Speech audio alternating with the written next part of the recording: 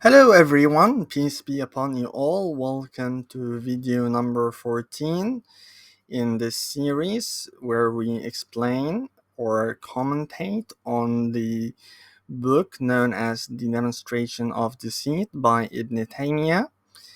In this video, we are going to see the textual history of a book ascribed to Imam Ahmad ibn Ḥanbal known as الرد على الزنادقة والجهمية. And so the title of the article is Ibn Hanbal's Refutation of the Jahmiyya, a Textual History, and it's by Andrew G. McLaren. We will skip the abstract and get right into it. Introduction. This article is a history of a short polemical treatise ascribed to the prolific Baghdadi muhaddith. Muhaddith means a scholar of hadith, prophetic traditions. The prolific Baghdadi muhaddith Ahmad ibn Hanbal, who died in 241 after Hijrah.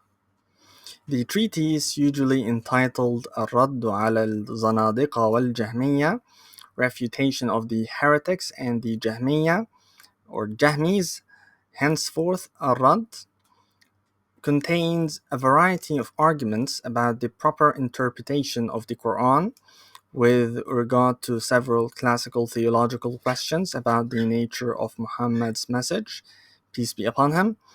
Was the Quran created and when? What does it mean for the Quran to be the speech of God? Did God really speak to Moses? Ar-Radd provides answers to these questions by adducing and interpreting groups of verses from the Quran, although there is often an imagined opponent making problematic claims, as in other theological texts of the time. The debate is driven by the priorities of the author. And here is a long note, which we don't need to read. Some scholars, beginning with the Damascene al-Dhahabi, who died in 748, have doubted the work's authenticity, seeing its style of argumentation as too close to a sort of theological reasoning rejected by Ibn Hanbal himself. It must have been, these skeptics argue, a retrospective attempt by later Hanbalis to outfit their master with a more developed take on the theological conflict over the nature of the Quran in which he had been embroiled during the Abbasid Inquisition, the Mihna, which was about from 218 to 237 after Hijrah. Of course, not all scholars agree. Most editors of the text have defended its authenticity, citing arguments made in its favor by later Hanbali luminaries such as Ibn Taymiyyah. As far as I know, it was only Ibn Taymiyyah and his followers who popularized this text and believed in its authenticity. Anyway, or pointing to mentions in biobibliographical texts of a work ascribed to Ibn Hanbal under the same title or a related one. So, some older biobibliographical texts mention a book with a similar title by Imam Ahmad. But what's in our hands, what's before our eyes, is not the same text. A closer look at the manuscripts of the text, however, reveals significant complications.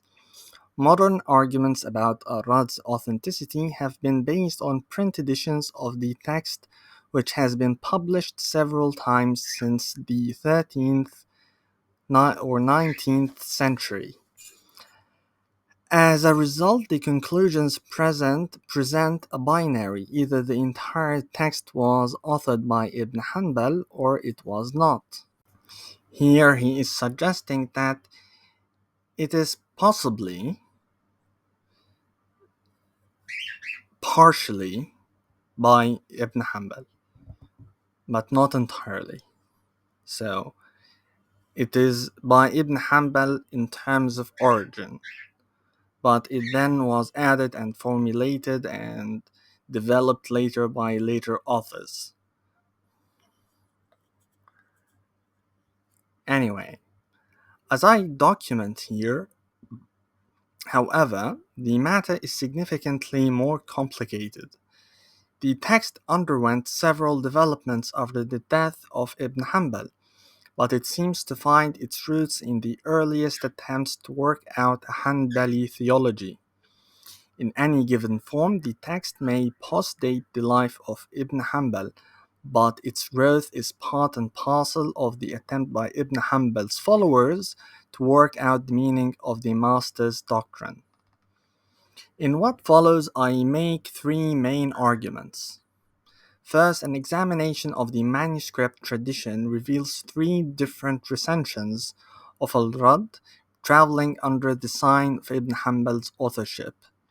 The print editions, with one exception, are based on a recension of the text not attested by any manuscript witnesses predating the 13th or 19th century. Second, all the three recensions are not entirely separate.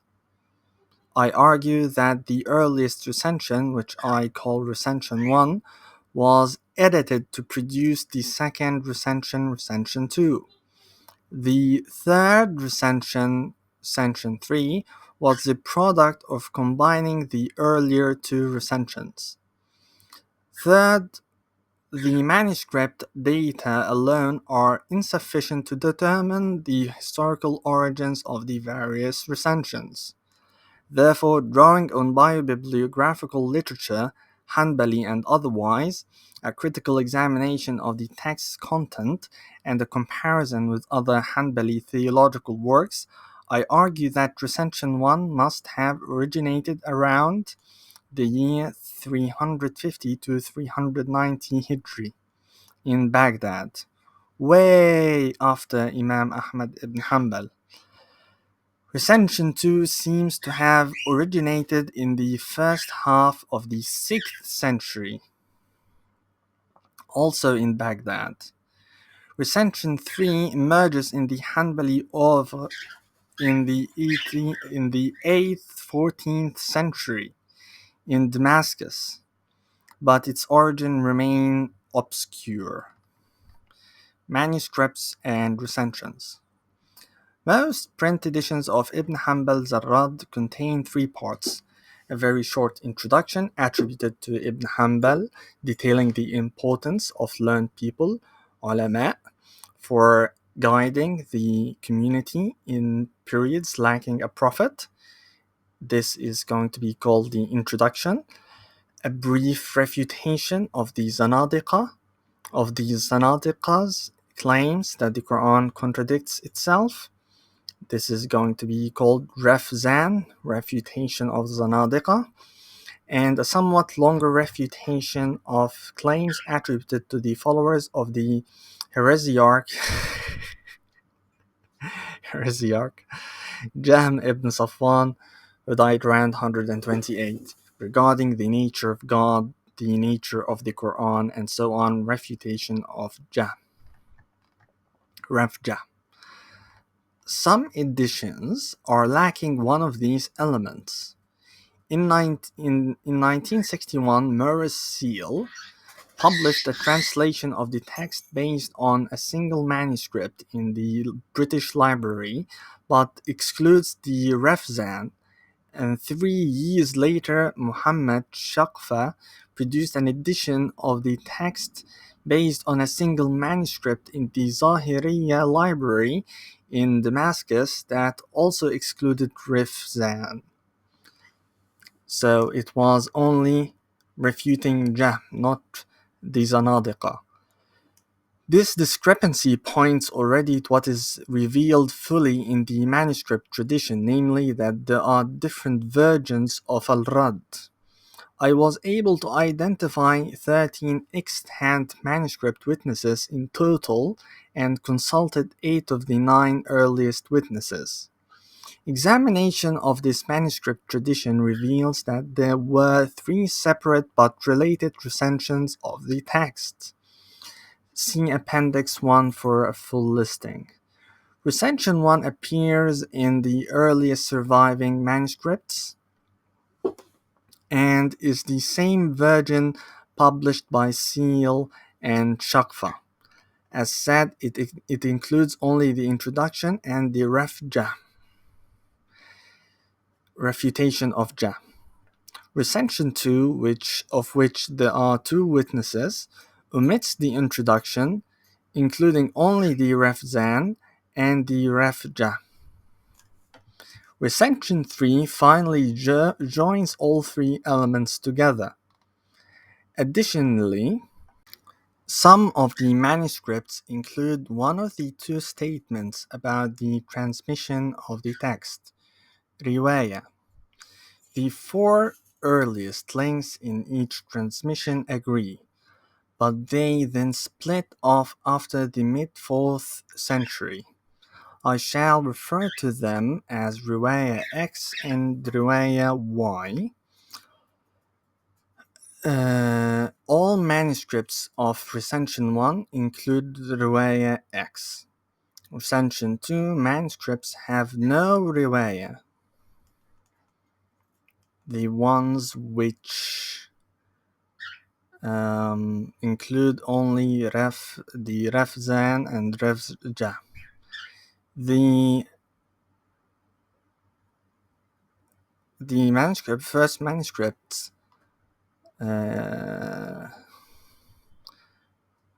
includes only Ref Jah, right? Yeah.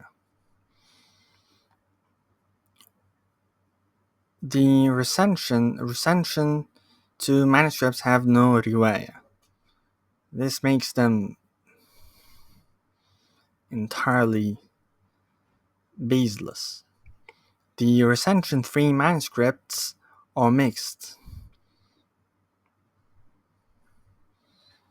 Leiden MS OR 6275 has riwayah X, and the 2 late Kuwaiti manuscripts of recension 3 include the riwayah Y, and the rest have no riwayah. These combinations are summarized in Table 1. Okay.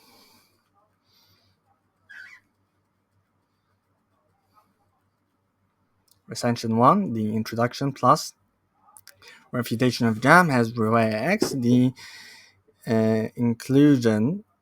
the omission of the intro and inclusion of Ref Zan has none.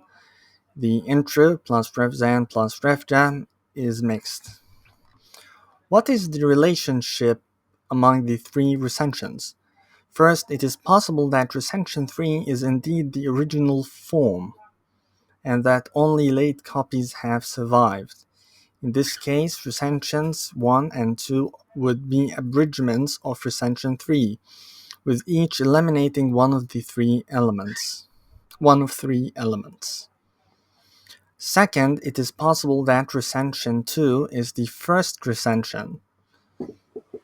In my opinion, before we proceed, it's clearly that the first recension is the most authentic, and that the Ref Zan is inserted in later.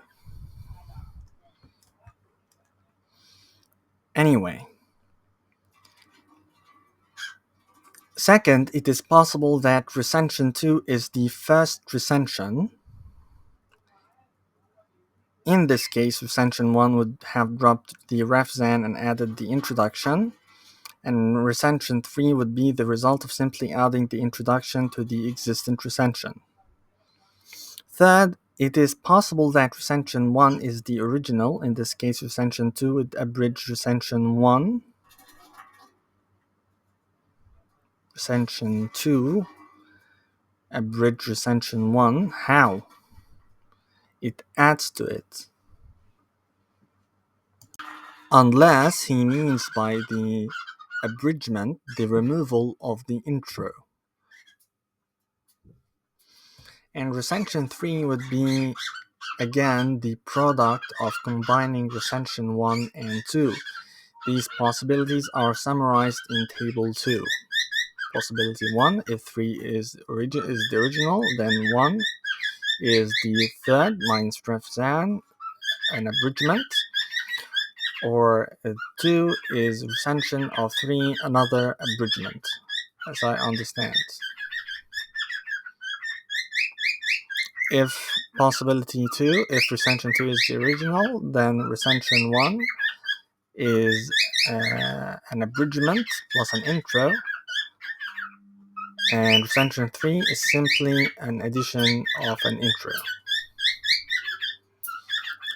Recension possibility 3 is, if recension 1 is the original, then recension 2 is an abridgment by removing the intro plus adding Refzan. Recension 3 is simply 1 plus Refzan, or perhaps 2 plus intro. Recension 2 plus the intro, or 1 plus Refzan. 2 possibilities, actually. The third option, that recension 1 is the original and that the other 2 are later modifications, seems most probable for several reasons. First, there is a clear pattern in terms of the manuscript's copy dates. The earliest 3 manuscripts are all of recension 1, and the fourth witness to recension 1 is roughly contemporary to the earliest securely dated copy of recension 2, which is dated at 906. The other witness to recension 2 is of unclear dating. The latest origin for any text is recension 3. The first dated witness was copied in 1227. Most telling is that all copies of recension 1 predate all copies of recension 3. Because the manuscripts all postdate the life of the purported author, the general pattern suggested by the manuscript's relative dating is far from secure. Similarly, because manuscripts may be lost, it is possible that the pattern suggested by the known manuscripts does not represent fully the history of the text. Still, the pattern initially seems clear. A second reason to think that recension 1 is earlier than the others has to do with the text's order. The way the Refzan fits into recension 3 makes it appear to be an interpolation. There, the Refzan comes after the short general introduction and before the body of the Refjan. In recension 1, however, the introduction is organically linked with Refja. This organic link depends on a logic of specification, which is preserved only in recension 1. The introduction reads, "Praise be to God who, in every era lacking prophets, causes the excellent among the people of knowledge to summon from error to proper conduct, to withstand tribulation, to restore life by the book of God to the dead, and to restore sight by the light of God to the blind. How many felled by Iblis or Satan have they revived, and how many lost and straying have they guided? How wonderful their effect on the people, and how repugnant the effect of the people on them. They preserve the book of God from the distortions of the excessive, the false ascriptions of the erroneous, and the overinterpretations of the ignorant, those who hoist the banners of innovation and let loose the reins of strife.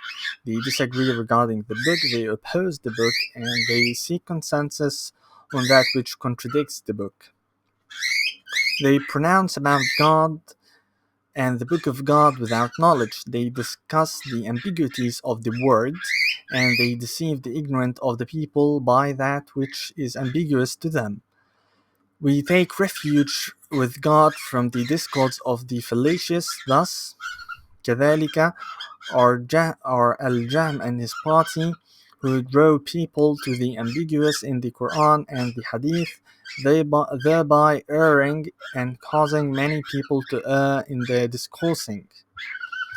This introduction articulates the general idea that the ulama, or scholars, fill in for the prophets in times when the community is left without guidance. It is in these times, Ibn Hanbal adds, or presumably Ibn Hanbal, that fallacious thinkers distort the meaning of the Quran and use its ambiguous verses to deceive the ignorant. In the context of the entire passage, the thus marks a specification. The general error Ibn Hanbal has addressed in the introduction, leading people astray by recklessly discussing the Quran's ambiguous verses, is assigned specifically to Jahm and his partisans, without mentioning of the Zanadiqa. In recension 3, however, the logic of the passage is broken. The introduction transitions rather abruptly to the Refzan, marked only by a second title chapter explaining how the Zanadiqa erred regarding the ambiguous verses of the Quran. This section title, moreover, is the same as the first sentence of Recension 2. Recension 2, which includes only Ref Jahm and Ref Zan and Ref Jah. Ibn Hanbal said this is an explanation of that in which the Zanadiqa erred regarding the ambiguous verses of the Quran. Here too, one of the recensions seems more tightly knit than the other. The opening line in recension 2, the inaugurating comment of its purported author, is converted into a paratextual section head in recension 3. To put it more concretely, it is difficult to imagine a copyist inserting the Ref Zan into recension 1 by converting its first sentence into a section head, replacing this with chapter, هذا with bab. The third piece of evidence for the precedence of Recension 1 is that the titles given in the various manuscripts attest to the Refzan being added later to Recension 1. In all of the manuscripts of Recension 1, the title pages, where they exist, include something quite close to the title of the work as we know it in print editions, الرد على الزنادقة والجهمية. These titles stem from the incipits of the text. In each case, they begin with Abdullah ibn Ahmad ibn Hanbal narrating, "This is what my father produced in refutation of the Zanadiqa and the Jahmiyya regarding what they doubted of the ambiguous verses of the Quran and what they interpreted according to something other than the proper interpretation." Why should a text addressing only the Jahmiyya mention the Zanadiqa in the title? Although the term Zanadiqa may refer to a specific doxological group, usually Manichaeans, the term was used differently at different times. In many cases, it referred to heretics or hypocrites broadly. It is in one of these broader senses that the term is used. Only once in the Ref Jahm, when Ibn Hanbal describes an argument made by Jahm as like the argument of the Zanadiqa of the Christians, the heretics of the Christians, meaning. The argument is that God's Spirit, which is of God's essence, was incarnated in Jesus. In this way, Jahm argued God may speak through one of his creatures, rather than speaking himself, which Jahm deemed impossible for God, a being unlike any other. Daniel Gimmeret thought a Marcionite argument was described here. Joseph Van S. suggested Yusuf Van S. suggested it might be an Aryan one, but as Melhem Shokr has pointed out, Zanadiqa in many cases referred to a dualist family that included the Manichaeans, the Diazonites, and the Marcionites. He cites a variety of 4th and 5th century thinkers as grouping the three together. Whatever the case, if the Zanadiqa may be found within other confessional lines, it would suggest that the term does not refer to an exclusive community, to an exclusive communal identity per se, but to certain kinds of theological ideas that might appear in any community, referring specifically to dualists or to heretics more generally. Thus, it seems likely that the Recension 1 title simply contains a parallelism. The Jahmiyya are described as Zanadiqa. The Jahmiyya's conception of God and his nature is Zandaqa, is heresy. Indeed, the Jahmiyya are described precisely in these terms in other early Hanbali theological texts. In one of the early creeds attributed to Ibn Hanbal, the Jahmiyya are specifically referred to as Zanadiqa. Abu Bakr al-Khallal's creedal collection, Abu Bakr who has died at 311, his creedal collection, Al-Sunnah, includes one report in which an authority judges the Jahmiyya to be Zanadiqa. In another report, Ibn Hanbal declares that Jahmi thought is Zandaqa. In this light, it seems more likely that the reference to the Zanadiqa was not to a group separate from the Jahmiyya, as with the link between the introduction and the contents of the work, the connection seems most organic in Recension 1. The fact that the manuscripts of Recension 3 usually include the same incipit as Recension 1, in light of the above, can then be interpreted as indicating the ultimate dependence on Recension 1. Alone, any of these pieces of evidence might not be decisive, but the combination of the three, the patterns of manuscript survival, the link between introduction and contents, and the likely parallelism in the title of Recension 1, and by extension Recension 3, strongly suggests that Recension 1 predates the other two. If, however, the manuscripts are sufficient to establish the likely sequence of the recension's emergence, it still does not tell us when any of this happened, which may have been before any of the existing manuscripts were copied. For other evidence for when the text emerged, I will address the recensions in reverse order. Terminus Antiquam, Ibn al-Qayyim cites Recension 3. As noted, Ar-Radd remained a source of some significance for centuries after Ibn Hanbal's lifetime, and there is already an accessible and abundant archive of quotations from it, found in later works of Hanbali theology. A re-examination of where and when it was quoted provides more specific evidence for the provenance of Recension 3, which seems to have emerged around the middle of the 8th century. Ibn Taymiyyah, the dissident Hanbali theologian, cited the work often. Nearly 100 citations across a dozen works have been found. To take one example, Table 3 lists Ibn Taymiyyah's citations or quotes from the introduction and the Ref Jam in his Fatawa.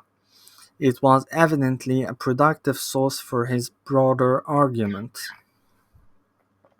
He cites the Rafzan in just one place, however, quoting an oft-cited passage in which Ibn Hanbal seems to allude to figurative speech in the Quran. The term figurative majaz is not known to appear in the speech of any of the Imams, save for that of the Imam Ahmad ibn Ḥanbal when he said in what he wrote in Refutation of the Zanadiqa and the Jahmiyya, this verse is among the figurative language in the Quran. هذا من مجاز القرآن. The phrase that Ibn Taymiyyah quotes, هذا من مجاز القرآن, is not what is found in the text. However, Al-Rad itself has, this is permitted in language. هذا مجاز في اللغة. The citation is decidedly ambiguous. On the one hand, Ibn Taymiyyah is clearly referring to a specific work in which Ibn Hanbal's opinion is known to appear.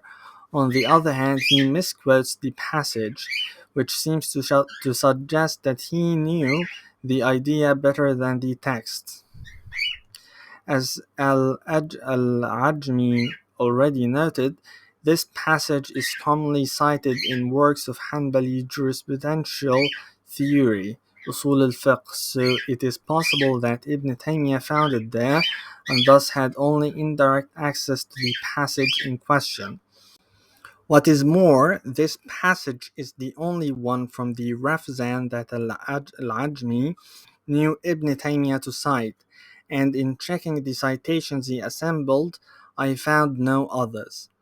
In other words, it seems that Ibn Taymiyyah knew only the Ref Jahm and the introduction directly, suggesting he had access to recension 1 of Al-Rad.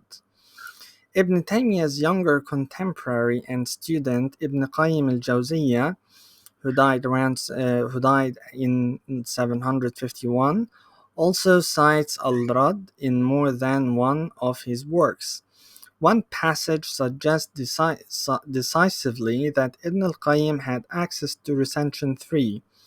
In Ijtima' al-Juyush al-Islamiyya, he sets out to prove that God is seated upon the heavenly throne using a variety of proofs, including a section on relevant arguments made by Ibn Hanbal.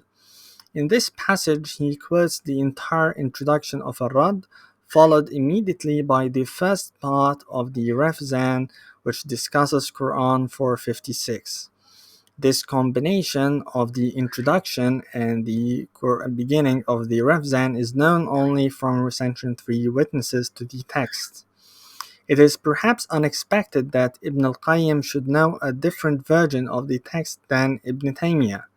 It is possible that recension 3 was circulating without Ibn Taymiyyah's knowledge, but given how frequently he cited Ar-Rad, he cannot have had only a passing acquaintance with it. Since Ibn al-Qayyim is remembered as a fervent collector of books, perhaps his bibliophilia led him to a newer version of the text than the one his teacher knew. At any rate, it is clear that recension 3 was circulating in Damascus, where both Ibn Taymiyyah and Ibn al-Qayyim lived, sometime between the death of Ibn Taymiyyah in 728 and that of Ibn al-Qayyim in 751.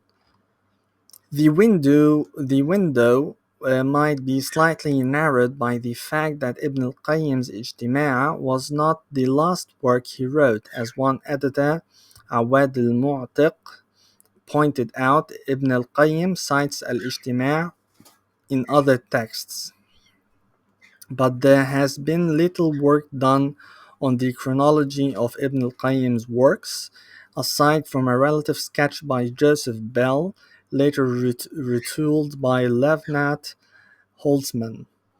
They both hold that most of Ibn al-Qayyim's works must have been written after the death of Ibn Taymiyyah, since the pious invocation used after the latter's name, Rahimahullah, may God's mercy be upon him, tends to be used for the names of the deceased. Bell reckoned al-Ijtima' among Ibn al-Qayyim's early works, since it is cited in his other texts.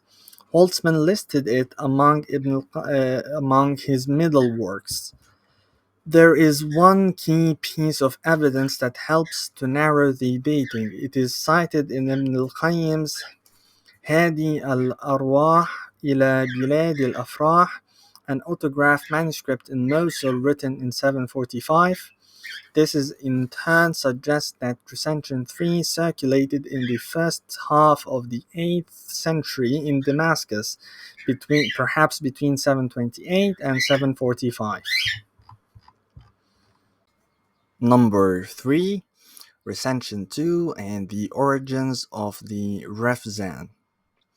So far, I have argued that the Refzan must represent a secondary development in the history of the text, and shown that Recension 3, which incorporates the Refzan, was known around the middle of the 8th century in Damascus.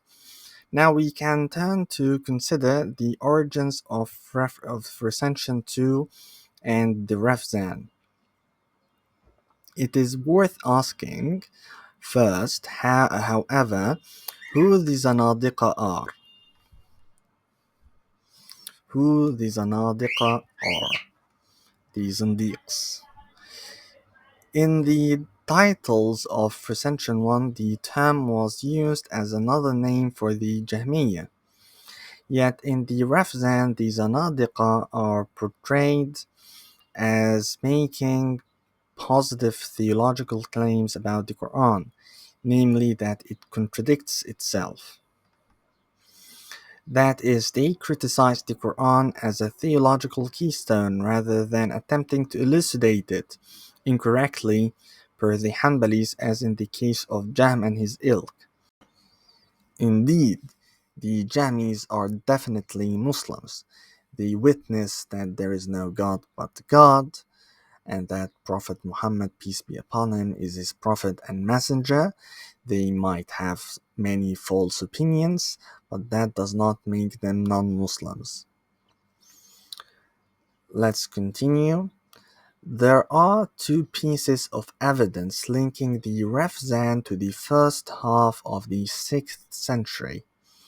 The first is a brief reference to it appearing in Baghdadi Ḥanbali works of Usul al-Fiqh. For example, Abu al-Wafa ibn Aqil, who died in 513, in his Al-Wadih fi Usul al-Fiqh, discussing the possibility that there might be a figurative language, majaz, in the Quran. Ibn Aqil nods to Ibn Ḥanbal. Ahmad, may God be pleased with him, indicated that some of the Quran is figurative. I don't know why does English sources say Ibn Hanbal instead of Ahmad. We say Imam Ahmad, Ahmad, Ahmad, Ahmad, Ahmad. We don't say Ibn Hanbal. I don't know why it did not catch on in English. Anyway, Ahmad, may God be pleased with him, indicated that some of the Quran is figurative. Regarding the verse, we are with you listening, he said this is figurative language. The same reference was made by Abu al-Khattab al-Kalwadani, who died in 510. In his work on Usul al-Fiqh, although he quotes only the opinion and not the text itself. As Al-Ajmi says, if Ibn Hanbal really meant it as such, it would have been a relatively early reference to the concept. It seems quite late, in my opinion. It is unsurprising that two major denizens of Baghdadi Hanbali circles should be familiar with the text given their connections to the broader circles of textual transmission in the school. Because they only cite one minor part of the Refzan, however, it remains unclear how much of the text they knew and when, providing only minimal insight into the text's history.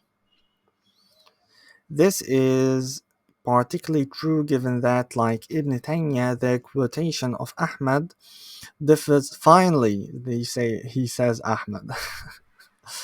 The quotation of Ahmad differs from the text of Ar-Radd itself.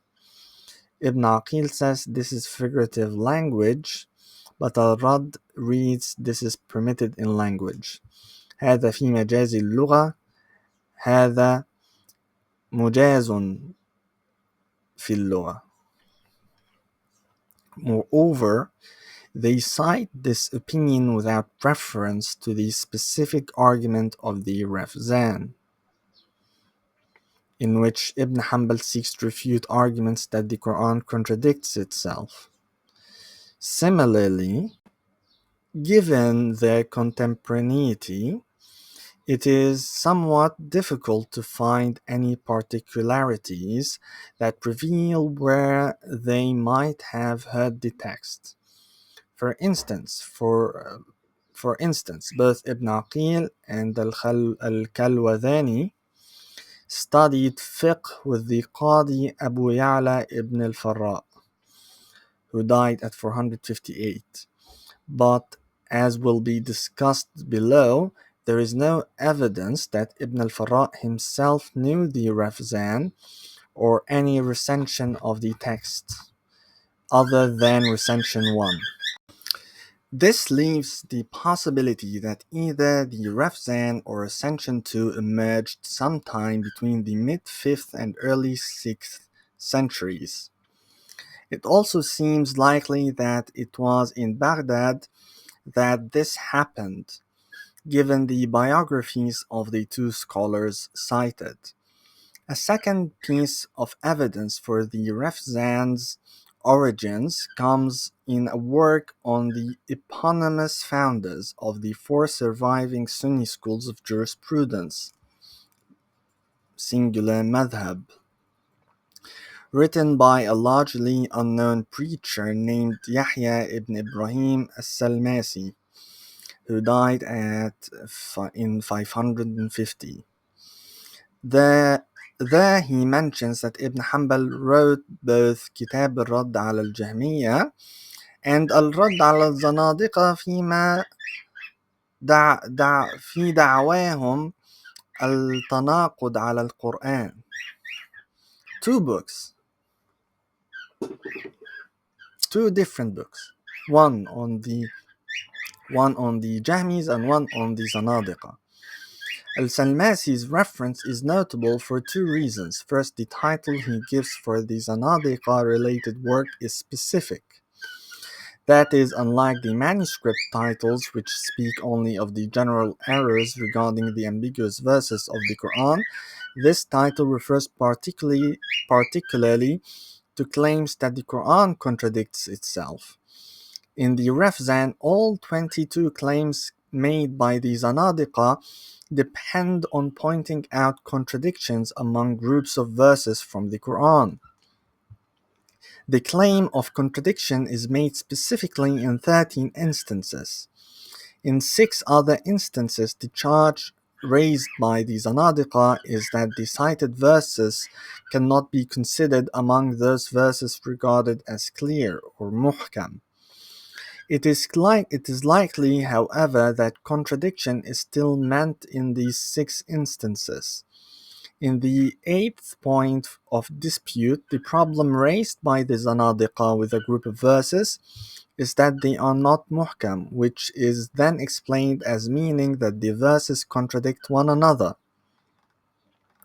In short, the specific issue raised in Al-Salmasi's title clearly describes the contents of the Rafzan, which discusses only that issue. Second, Al-Salmasi is already explicitly linked with the transmission of some form of Ar-Radd. He is named in Riwayah Y, the one given in the 2 Kuwaiti witnesses to recension 3. Okay? Appearing in a Riwayah suggests that he knew more of the text than its title, but which version of the text did Al-Salmasi know? He knew two titles, الرد على الجهمية and الرد على الزنادقة, Ref Zan and Ref Jah.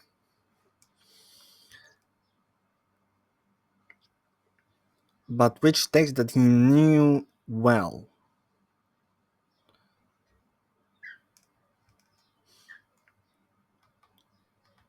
Which one did he transmit? There is one specific reason to suspect that Riwayah Y pertains only to recension 1.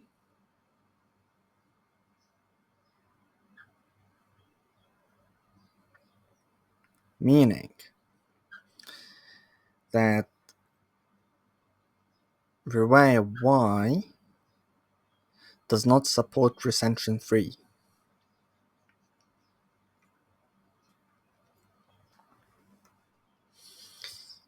Namely, Al-Salmasi's source, Ibn Abi Ya'la, Ibn Abi Ya'la quotes passages from the Ref Jah, in his biographical compendium of Ḥanbalis, but never mentions the Ref Zan or anything like it.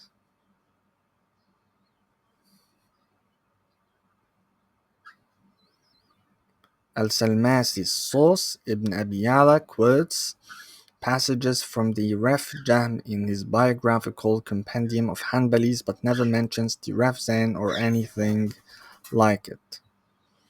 Moreover, because the two transmissions have the first four authorities in common, Abdullah ibn Ḥanbal, Al-Khadir ibn al-Muthanna, Abu Bakr al-Khallal, Ghulam al-Khallal, it seems most likely that both were originally for recension 1 of the texts. Thus, although it seems clear that Al-Salmasi was describing the Ref Zan, the other evidence only connects him to the transmission of the Ref Jah. Unfortunately, we cannot be sure exactly where Al-Salmasi got the text or from whom.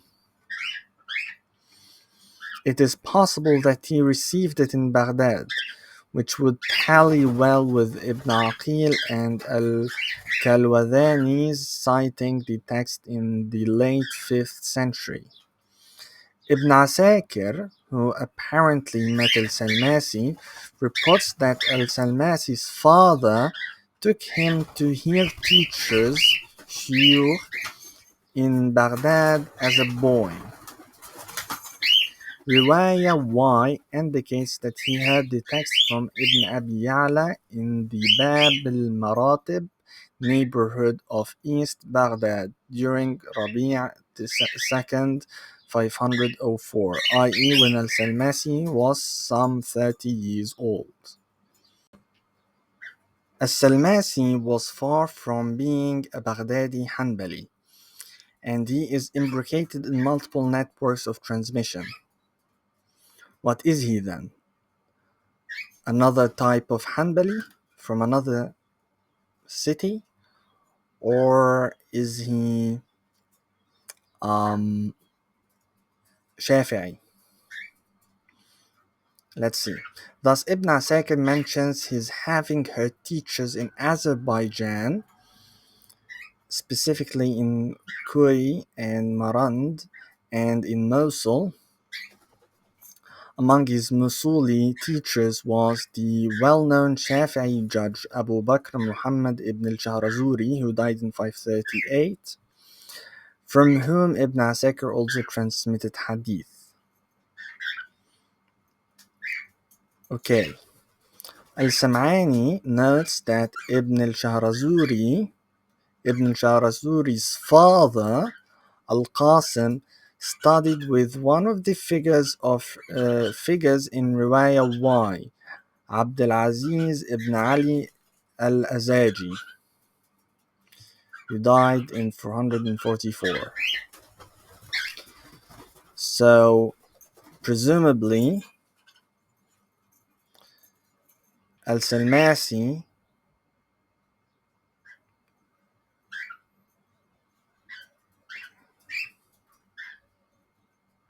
heard it from Al-Shahrazuri, who heard it from Abdul Aziz ibn Ali al-Azaji.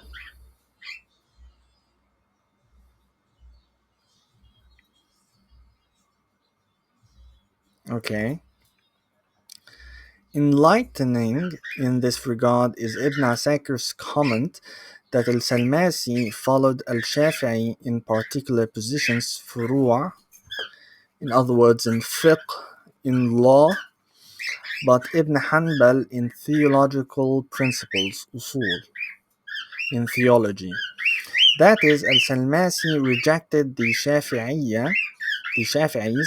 in their acceptance of Ash'ari creedal principles, usul al-din, Ash'ari theology or philosophy, and hewed to the credo of the Hanbalis instead. In other words, he was invested in what George Makdisi called traditionalist theology. It is important to note here that calling it traditionalist theology is a polemical designation, not a neutral one, because it suggests that other Islamic schools are not traditionalist or do not adhere to traditions. Rather, it is better to call it primitive theology, a name which indicates its very basic and or unsophisticated nature. It is not a rationalist or philosophical theology. Primitivism is not an insult.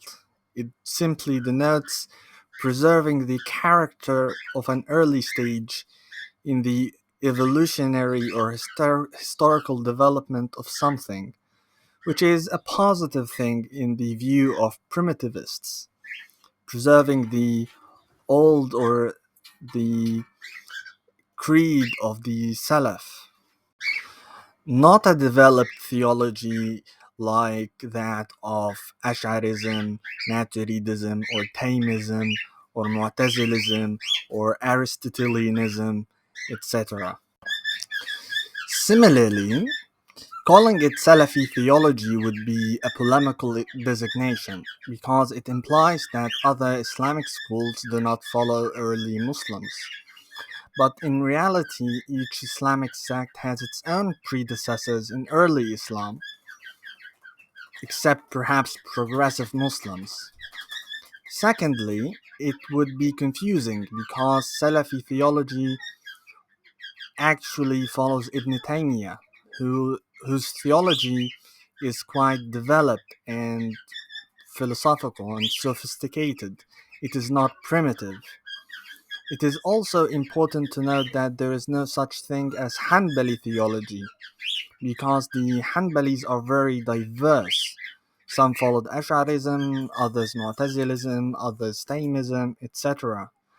That's why Ibn Asakir specified that Al-Salmasi followed Ibn Hanbal's creed specifically. Anyway, he was invested in primitive theology, which might also explain why he was involved in the transmission of this text. Of course, Imam Ahmad ibn Hanbal promoted primitive theology and advocated for fideism and scripturalism. Fideism being believing without reason, without using reason. And scripturalism is adherence to scripture only, without reason. Anyway, Al-Rad presents the opponents of the ulama as a group of generic heretics who doubt the scripture, and the largely mythical sect of the heresiarch, meaning the Jahmis, often identified as the origin for the very idea against which Ibn Hanbal made his martyr-like resistance, a sect whose name was used as an epithet for the Mu'tazila. This is important, that Jahmism refers to the Mu'tazila often, which is a false ascription, which is just polemical. Mu'tazilism is different from Jahmism, very different. Anyway, the Mu'tazila even does takfir of the Jahmis. Surely these are the enemies of the traditionalist. There is little else in the biography of al-Salmasi, that helps to narrow down the origins of the Refzan. Ibn Asakir mentions that al-Salmasi had many books with him, but he had audited few of them with authorized transmitters. In other words, Ibn Asakir doubted al-Salmasi was technically authorized to teach all those books. Perhaps in al-Salmasi's biography we find a hint of how a shifting text like al-Rad might pass through Ḥanbali circles of learning carried by an ambiguous thinker more interested in making his points than in scholarship's every nicety. At any rate, it's clear that the Refzan was known in Baghdad in the first part of the 6th century. Recension too must have been born nearby. 4. Recension 1 and the origins of the Refja. There is a great deal more evidence for the origins of the Recension 1, and it seems to have emerged relatively early. Already Ibn al-Nadim, who died around 380, ascribes to Ibn Ḥanbal a text entitled Ar-Raddu ala al-Jahmiyya. There is a relatively stable terminus antiquam, since verbatim quotations of lengthy passages from Al-Rad, although not from the Refzan, are found in 5th century Hanbali theological works, and there is a relatively clear terminus postquam for Recension 1. Both Ibn Hanbal's son, Abdullah, and Abu Bakr al-Khallal quote lists of Quranic verses that Ibn Hanbal used to make arguments against the Jahmiyya, but neither connects this explicitly to a text he wrote. This is important. Let's repeat it again. Both Ibn Hanbal's son, Abdullah, and Abu Bakr al-Khallal quote lists of Quranic verses that Ibn Hanbal used to make arguments against the Jahmiyya, but neither connects this explicitly to a text he wrote. Rather, they are purportedly drawn from Ibn Hanbal's notebooks and are simply copied into the flow of both Abdullah's and al-Khallal's texts. One imagines that if either of those scholars knew about al-Rad, they would have mentioned it, especially if it had been actually written by Ibn Hanbal. Still, there is some evidence to suggest that the thinking behind al-Rad arose in Ibn Hanbal's time or soon after. 4.1 Quranic Arguments in the Family Biographies. Along with many others, Ibn Hanbal was famously interrogated in the Mihna over his theological positions and implicitly his loyalty to temporal rule. Although there is some evidence to suggest he may have capitulated, many Hanbalis and others commemorate his forbearance. He is said to have resisted all manner of attacks, both theological and physical. Particularly important in the growth of this literature are what Michael Cooperson has called the family biographies, two early accounts of Ibn Hanbal's experience purportedly written on the basis of extensive recounting from Ibn Hanbal himself. One was written by Ibn Hanbal's son Saleh, who died in 265. The other by his cousin Ḥanbal ibn Ishaq, who died in 273. In one scene from Saleh's account, after Ibn Hanbal's interrogation has ground to a halt, the Caliph al-Mu'tasim, who reigned from 218 to 227, dispatches two agents to interrogate him a second time at the behest of Ibn Hanbal's uncle, desperate to provide his nephew one last chance to avoid execution. Instead, Ibn Hanbal ends up accusing one of the caliph's agents of disbelief, kufr, for asserting that God's knowledge is created. The prefect of Ibn Hanbal's neighborhood, the prefect, sorry, of Ibn Hanbal's neighborhood intervenes. Ahmad, it's your life at stake. The caliph has vowed not to kill you by the sword, but to flog you blow after blow, and then throw you in a place in which the sun is never seen. Indeed, has not God exalted said, we made it an Arabic Quran, and is not a thing made, a thing created?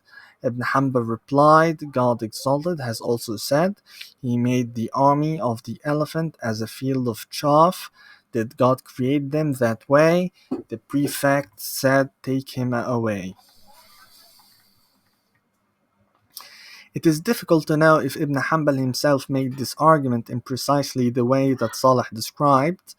In the cousin's account, the same scene is given, but Ibn Hanbal makes no such argument then. Ibn Hanbal does adduce an argument about the semantics of the verb ja'ala later. Ja'ala means made.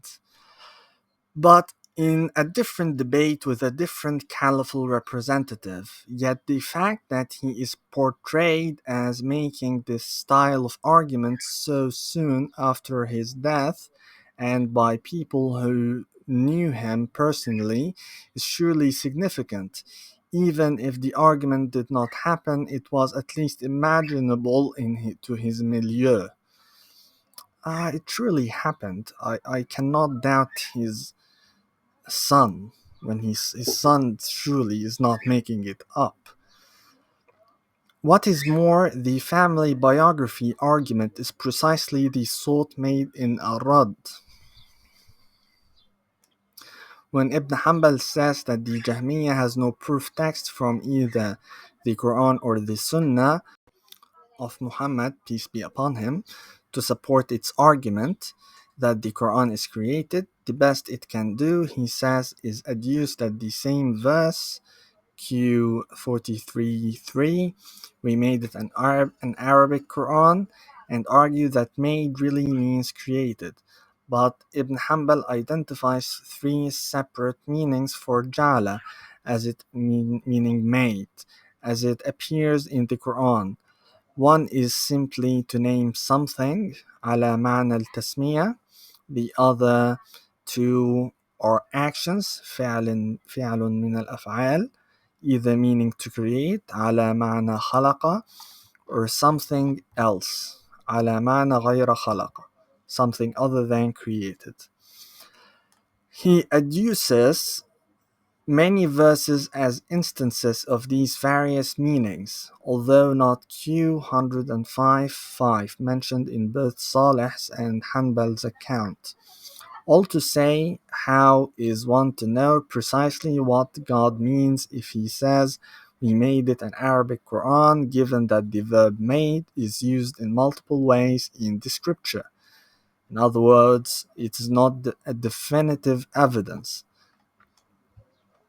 What we may conclude from the appearance of these kinds of arguments in the early family biographies of Ibn Hanbal is that the idea of a rad, if not its precise form, goes right back to the commemoration of Ibn Hanbal's life by the first generation of his followers. Still, there remains some ambiguity in how the first phrasing of the argument in the biographies is to be connected to the text of a Rad as it finally developed. There is a difference between making specific arguments in response to a particular theological question, as in the book, and having a general doctrinal position. Similarly, there is a difference between the establishment of a general position or idea and the writing of an independent and identifiable text. Fortunately, the ideas informing al-Rad left other traces in the Hanbali oeuvre, to which we now turn. The lists of Abdullah ibn Ahmad ibn Hanbal and Abu Bakr al-Khalal. The seeds of Quranic argumentation planted in the family biography sprouted in two early Hanbali doctrinal works, both called al-Sunnah. One was by Ibn Hanbal's son Abdullah, best known as the primary transmitter and shaper of his Musnad, and the other was by Abu Bakr al-Khalal, best known as the great collector of the various strands of Ibn Hanbal's thought, most famously in Al-Jami' li'ulumi Ahmad. Both contain lists of verses from the Quran purportedly made by Ibn Hanbal to refute the claims of the Jahmiyya about the nature of the Quran. Described thus, the lists sound a lot like a rad in a prototypical form, but analysis reveals that the lists of verses are ultimately so different from al-Rad that they cannot have been direct sources for any of the historical recensions. If the lists provide further attestation that the earliest Hanbalis were engaged in Rad-like argumentation, they also suggest that recension 1 must have emerged sometime after Abdullah and Al-Khalal wrote. In general, both al-Sunnah works consist of reports about the opinions of Ibn Hanbal and his peers on what they considered to be the various problematic lines of thinking in early Islamic theology, the Mu'tazila, the Murji'ah, the Khawarij, and so on.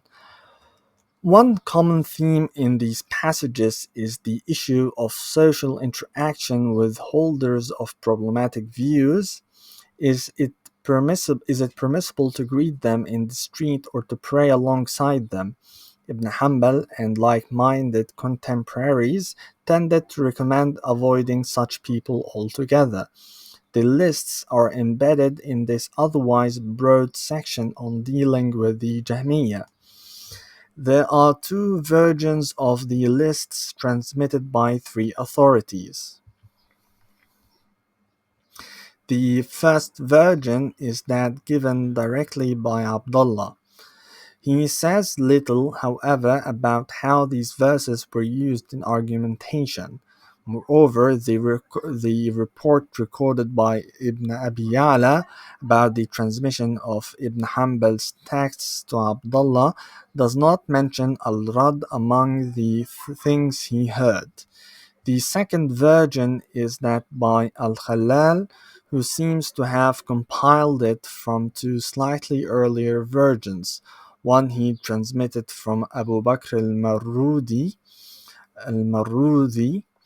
who died in 275, one of Ibn Hanbal's companions, and the other stems ultimately from Abdullah, transmitted to Al-Khalal by a little-known early Hanbali named Al-Khadir ibn Ahmad ibn al-Muthanna. The lists are announced by the following three comments. Abdullah, in my father's notebook I found in his writing a list of verses used to make arguments against the Jahmiyya regarding the Quran. Khalal 1, Abu Bakr al-Marudi reported to us this list of verses is what Ibn Hanbal used to make arguments against the Jahmiyya regarding the Quran. He wrote it in his hand and I copied it from his notebook. Then Al-Marudi related to us many verses from the Quran that Al-Khadir did not relate from Abdullah. Al-Marudi said, and I heard Ibn Hanbal make arguments with these verses against them, i.e. the Jahmiyya, regarding the Quran in another place. Khalal 2, Al-Khadir ibn Ahmad ibn al-Muthanna al-Kindi reported to us, I heard Abdullah ibn Ahmad ibn Ḥanbal say, I found this notebook in the hand of my father regarding that which was argued by against the Jahmiyya. He had arranged the verses according to the verse order of the chapters of the Quran. In addition to the apparent similarities in phrasing, it is worth noting that Riwayah X and Y only mention Al-Khadir as playing any part in the text's transmission, omitting all mention of Abu Bakr al-Marruzi. Al-Khalal's explanation of what he thinks the list of verses accomplishes is also relevant to determining which version of the text he knew. He writes 1a, Ibn Ḥanbal made clear with the names of God that he wrote out, and these signs, خرجها, and these signs and aspects, ahruf, in the Quran, meaning the recitations, that the Quran is not created in any aspect, in any manner, sabab, or in any sense whatsoever. 1b. This is a rebuttal of the opinion of the erring Jahmiyya because these other verses and the names make clear that no part of the Quran is created. 2a. As for the names of God, blessed and exalted, I have also found those who took them أخرجها from the book of Ahmad and explained their context in the Quran.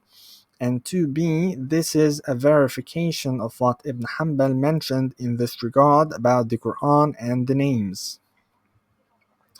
Al-Khalal makes two claims here, drawing an implication from each. First, he says that Ibn Ḥanbal demonstrated the Quran cannot be called created in any sense. 1a. The Jahmiyya claim that the Quran is created is therefore shown to be erroneous. 1b. Second, Al-Halal says that other scholars have made the same point using the names of God as mentioned by Ahmad 2a, which he asserts attests to the validity of Ibn Hanbal's claim 2b. Neither of these claims, however, really explain how the verses cited in the list demonstrate that the Quran is uncreated. It is difficult to do more than speculate based on adjacent texts. Something of a problem for a text we have seen traveling under multiple guises. Saud al-Sarhan was quick to identify these lists as two versions of a rad, based it seems on the death dates of their transmitters, the first one transmitted by Abdullah and Abu Bakr al-Marruzi, and the second by al-Khalal. These two earlier versions are completely different from the third version, al-Rad, the model of linear development implied by this grouping, where the first version becomes second, becomes third, requires revision for several reasons. In particular, I think it is clear that Ar-Rad as a text is only loosely related to the lists transmitted by Abdullah and Al-Khalal. Most tellingly, the literal contents of the lists and the Rad are quite different. Abdullah's list, 197 verses plus 18 repetitions, is relatively close to Al-Khalal's lists, 283 verses plus 12 repetitions. Overall, to wit, Al-Khalal's list includes nearly 90%, 177 out of 197 of the verses in Abdullah's list. Still, Al-Khalal's list is considerably longer. The shared verses represent only about 63% of Al-Khalal's entire list. Al-Khalal himself provides a plausible explanation for this. For example, regarding the 10 verses from Surah 40 that are absent with Abdullah, when he says Al-Marudi mentioned many verses other than those Al-Khidr mentioned from Abdullah. Al-Rad, however, includes relatively few of the verses from the lists, and the large majority cited do not appear in either of the entire lists. Among verses adduced in the Ref Jahm, Rad includes only 18%. Among verses adduced in the Ref Jahm, Al-Rad includes only 18% of Abdullah's list, 35 out of 197. Although Ar-Rad shares 7 additional verses with Al-Khalal's list, it includes even less of his overall list at 15% of the total. If it might be argued that the virgins are united by the common idea of refuting the Jahmiyya's theological claims, it is clear that this unity did not extend to the verses selected for that purpose. In particular, one wonders why the later author of Al-Rad had to pick so many different verses to make his point.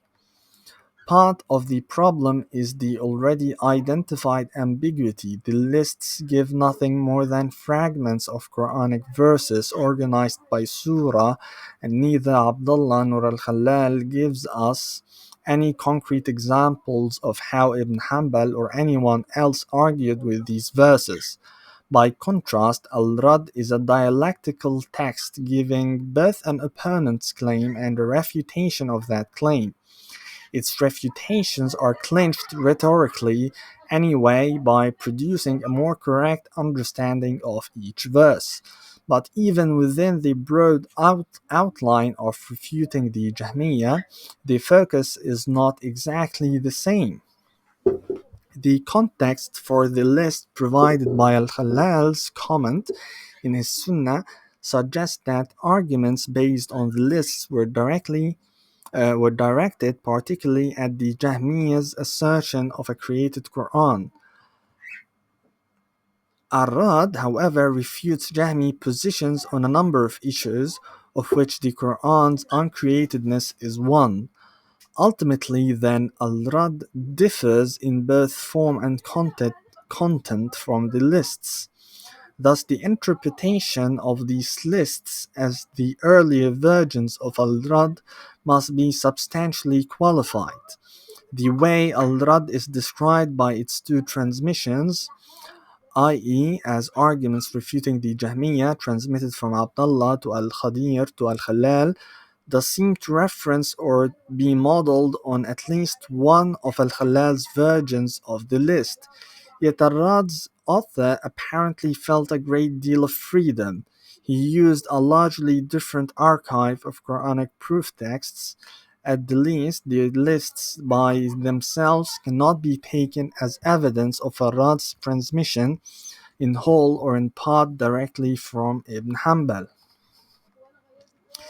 Given the high level of agreement between Abdullah and Khalal's lists, and Al-Khalal's explanation that Al-Marudi added verses not appearing in Al-Khadir's list, the lists may well stem from a common source, which, in light of the temporal proximity of both Abdullah and Al-Khalal to Ibn Hanbal, would either have been Ibn Hanbal's own list or one created by his close companions, and then its ascription to Ibn Hanbal quickly acknowledged by a broader group. Both Riwayah X and Riwayah Y appear to be later fictions, however, given that neither Al-Khalal nor Abdullah seems to have known Al-Rad, despite being given credit for its transmission. The case is not aided by the fact that the third transmitter, Al-Khadir, is unknown save from Al-Khalal's mention of his transmitting the list and Ibn Abi Ya'la's mention of his transmitting Al-Rad. Barring the discovery of other references, the precise form and content of the Ref Jahm must post-date the life of Abdullah and at least the writing career of Al-Khalal, i.e. a terminus postquem of about 300, the year 300. Additionally, the lists offer nothing in the way of evidence for the Refzan's existence at this point. They mention neither the Zanadiqa nor the issue of contradiction in the Quran, a point that will find further attestation in the discussion of the works of Ibn al-Farras below. Something more specific seems to have emerged within the next century, since Ibn al-Nadim already knows of a text ascribed to Ibn Ḥanbal called Ar-Radd ala al-Jahmiyya, a phrase used only in Ar-Radd, never in the lists. Was this text already recension 1? It is unclear. Unlike the title Al-Salmasi gave for the Refzan, Ibn al-Nadim's mention is none too specific. If, as I have argued in the preceding paragraphs, there is a clear difference between the lists and the Rad, we cannot yet say much about the particular origins of recension 1. Al-Rad appears, Ibn al-Farra. Maybe, and the quotation, maybe Baghdad, sometime between 390 and 385, is not a terribly specific provenance for the Refjah, especially because we do not know what happened between the lists of Abdullah and the Khalal and the writing out of recension 1. If there is room to wonder which recension Ibn al-Nadim knew, we can state with some confidence that materials from Recension 1 were circulating in Baghdadi Ḥanbali circles in the 5th century. Ibn Abi Ya'la's father, the Qadi Abu Ya'la ibn al-Farra, quotes passages from Al-Rad in his Ibtal al-Ta'wilat li Akhbar al-Sifat, a creedal work written in response to a work correcting anthropomorphist hadith by the Shafi'i Ash'ari Abu Bakr ibn Furak al-Isfahani, who died in 406, and in his Al-Udda fi Usul al-Fiqh. Ibn al-Farra calls the text by several names, once most notably as Al-Radd ala al-Zanadiqa wal-Jahmiyya, the closest I have seen to the title usually ascribed the work. Most of the quotations are verbatim or very nearly so, but they only come from the Refjah. I have not seen mention of the Zanadiqa or of Quranic contradiction. To what extent can we date Ibn al-Farra's quotations? Ibn Abi Ya'la provides a terminus antiquam for its completion by reporting that in the year 432, when Ibtal al-Ta'wilat started to be widely read, لما شاع قراءة كتاب إبطال التأويلات, the Caliph al-Qa'im, who ruled around 422 to 467, sent Ibn al-Farra a note thanking him for his work. Since Ibn al-Farra provides quotations only from the Refjah under the title Ar-Radd ala al-Zanadiqa wal-Jahmiyya, it seems most likely that he had a copy of Recension 1, which provides some further ground for interpreting Ibn al-Nadim's mention of Ar-Radd al-Jahmiyya only a few decades earlier as referring to Recension 1 as well. Alice, one searches in vain for earlier quotations from Al-Radd, but there is some reason to suggest that Ibn al-Farra may indeed be the first of the prominent Hanbalis to quote from it. For instance, Ibn Battah, a student who died in 387, a student of Ghulam al-Khalal, includes a long section called Al-Radd ala al-Jahmiyya in his Al-Iban al-Kubra, a summa of traditionalist theological opinions or primitivist theological opinions. His method in Al-Ibana is close to that of Al-Radd. Refutations of problematic Jahmi ideas are offered alongside Quranic proof texts, and the work is dialectical in its approach. And Ibn Battah often cites from reports of Ibn Hanbal's opinion, occasionally credits the formulation of ideas of refuting the Jahmiyya directly to Ibn Hanbal, and even provides a list of Quran verses that can be used to argue against the Jahmiyya, but he does not reference Ibn Hanbal as the author of Al-Rad. Ibn Battah even quotes from a well-known disputation between and the Sumaniya or the Buddhists, which is also reproduced at the beginning of the Ref Jam, but he cites Muqatil ibn Sulaiman as the ultimate source for the account of the debate. Al-Rad mentions no source for it at all. Muqatil Sulaiman is the great anthropomorphist, corporealist, who said explicitly that God is made of meat. Astaghfirullah. This seems like a dead end, but it is worth pausing over Ibn Battah's biography because he was a contemporary of Ibn al-Nadim, the earliest writer known to ascribe a text called the Rad to Ibn Hanbal, and the one knew of the text but the other did not. We cannot, of course, guarantee that Ibn Battah would have cited the text, even had he known of it.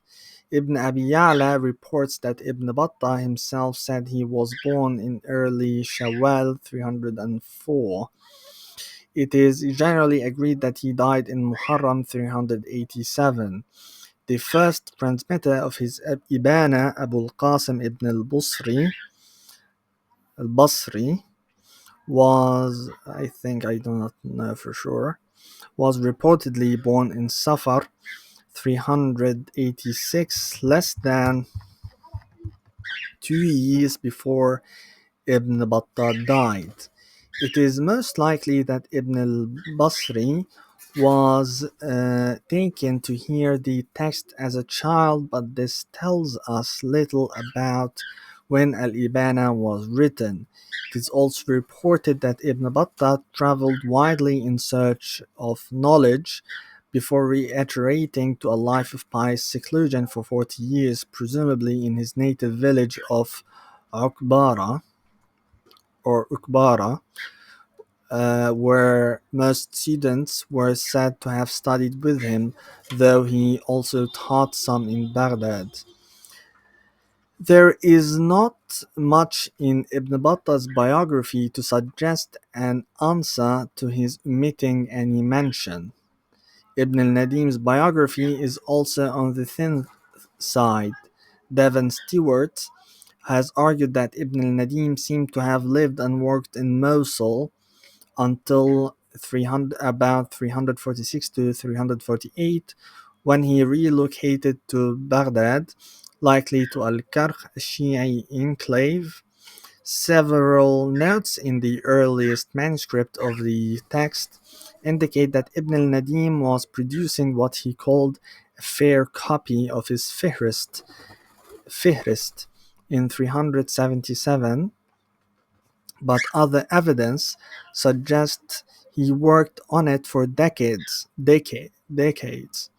perhaps even right up to his death in 380. Thus, it is entirely conceivable that Ibn Battah might have written Al-Ibana before the writing of the Ref Jam or Recension one, say around 340, and that Ibn Nadim heard about the Ref Jam or Recension one in the next few decades.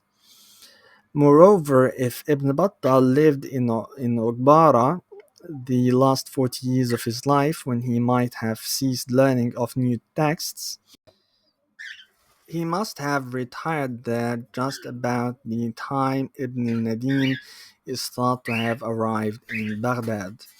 If all the assumptions suggested above are sound, the Ref Jam or Recension 1 must have emerged between 347 and 377. Conclusion. I have tackled two tasks above. First, with reference to manuscript witnesses, I showed that the version of Arad that has most often been printed represented a recension 3, that is not attested until the 8th century in Damascus and exists only in 13th century manuscripts. Second, I attempted to reconstruct the history of the text, identifying the emergence of two earlier recensions, first recension 1, then recension 2, that served as the basis for recension 3. I suggested that recension 2, which contains the refutation of the Zanadiqa, Ref Zan, and that of the Jahmiyya, Ref Jam, could not have emerged long before the first half of the 6th century. Nobody seems to know anything about it until then. Recension 1, which includes an introduction and the Ref Jam, left more of a mark, using traditionalist understandings of Quranic proof texts to make theological arguments against the Jahmiyya, seems to go back to the very earliest period of Hanbali thought, perhaps even to Ibn Hanbal himself, in the form of lists of Quranic verses recorded by his son Abdullah and by one of his major intellectual descendants, Abu Bakr al-Khalal. A comparison of the verses in those lists with the verses in Arad, however, indicated that it is really only the idea that the lists and the text share rather than particular arguments. Passages from Al-Rad that match the manuscripts and modern editions begin to appear around 432 in the works of the Qadi Abu Ya'la ibn al-Farra, a prominent Baghdadi Hanbali. Checking the biographical details of another prominent Hanbali theologian just before that time, who ought to have known Al-Rad ibn Battah, against the biographical details of the Baghdadi bookman who did know Al-Rad ibn al-Nadim, argued for the Ref Jam to have emerged sometime in the third quarter of the 4th century. Such is Al-Rad's textual history. What is the broader significance of this particular history? On the one hand, it indicates that Ibn Hanbal probably did not write Al-Rad. He certainly could not have had a hand in the modifications it underwent in the 5 centuries following his death. On the other hand, it seems unlikely that anyone would have bothered to return to the text had it only been meaningful in the context of Islamic theology's earlier history or the particular context of post-Mihna Baghdad. Yet Hanbalis from a variety of intellectual contexts cite the text. What is perhaps most striking, however, is what is not revealed by this history, namely, there is little direct evidence of who edited or expanded the text, leaving an inscrutable silence about what drove the text's growth and reception. As noted at the beginning of the article, Al-Dhahabi doubted the work's authenticity, but few others seem to have commented directly on it. Did most Hanbalis simply accept the text as authentic? If they did, who would have been responsible for modifying the text? Was it already an open secret among them that the text was not really penned by Ibn Hanbal? Any assiduous collector of Hanbali tomes, as Ibn al-Qayyim al-Jawziyya reportedly was, might have come across the different recensions of the work, and not everyone who transmitted the text was a Hanbali. As-Salmasi was a liminal figure between the Shafi'i and Hanbali schools. Perhaps text instability was simply difficult to discern against the background of a written culture with a flexible conception of how fixed a text's boundaries were. After all, Al-Khalal noted that Abu Bakr al-Marudhi freely amended the list he copied from Ibn Hanbal. Ultimately, Al-Rad is probably best understood as a work of corporate authorship by the Hanbali madhab across time. The oft-renewed efforts made on the text were palpably connected to the person of Ibn Hanbal. Recall that Abdullah al-Marudhi and al-Khadir, the latter two Apud al-Khalal, all said that the lists were found in notebooks written in Ahmad's own hand, and later scholars such as Ibn al-Qayyim adduced this claim as one piece of evidence for the text's authenticity. While every Hanbali borne aloft on the raft of historical prophetic knowledge imagined scholarship as defending the proper understanding of God and creation, the currents of history cast the school against ever-changing waves of opposition. New arguments were necessary to keep the Hanbali raft afloat, even if Ibn Hanbal did famously declare that he did not wish his writings to be reproduced, lest they lead others into error or his motives be mistaken. God decreed that his works should be copied, organized, and spread. And with that, we reach the end of the video. Thank you for watching, and goodbye, and thanks to Mr. Andrew G. McLaren, and goodbye.